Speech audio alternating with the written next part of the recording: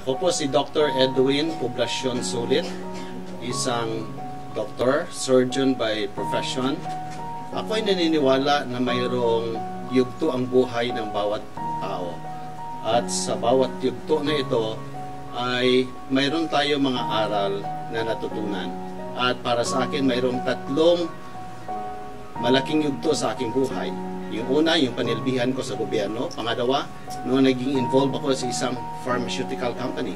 At ang pangatlo, ayon ang pagiging involved ko sa AIM Global mula sa unang yugto ng aking buhay. Sa sinasabi ko, nanilbihan muna ako sa gobyernong hospital sapagkat alam ko na doon ay marami akong taong matutulungan. Subalit, habang tumatagal, no, nakikita natin na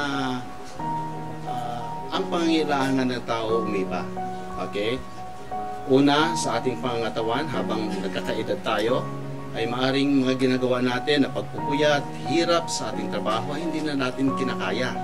Pangalawa, ang ginagawa ba natin para mabuhay natin ang ating pamilya ay sapat. Pagkatapos ng 14 years ko sa government service, ay sumali ako sa pharmaceutical company ng aking classmate at doon ay nagtulungan kami.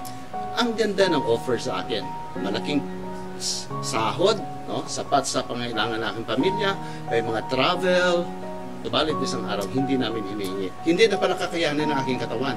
Nagkaroon ako ng severe back pain, no? At natuklasan, nagpa-check up ako sa doktor kaagad-agad at nakita naman diferensya ang aking spine.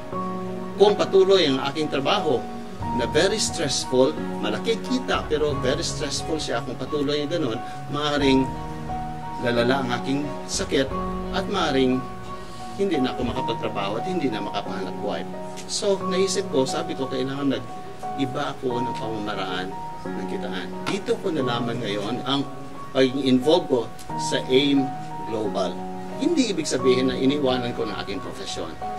Sa makatuwid, no, ini-expand, no? Nagle-level up pa tayo kasi ang isang doktor nag-aantay ng isang pasyente o isang tao na magkasakit muna bago niya gamutin. Okay? Pero dito, lumalabas na tayo sa ating clinic. Lumalabas na tayo upang ituro sa mga tao na maiwasan nating magkasakit. So dito, nakikita kong malaking pagkakaiba. Dito, kumikita ka ng habang tumatagal panahon, padali na padali ang trabaho, palaki na palaki ang kita. Bakit kung hindi?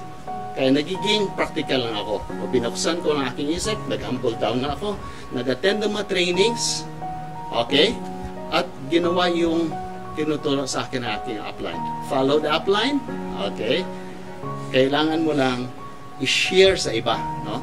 Kaya kami nagiging active dito sapagkat unang-una sa produkto. Ang produkto, ako mismo na kinabang. Doon sa sakit ng likod niya, sinabi ko kanina, ginamit kong produkto. No?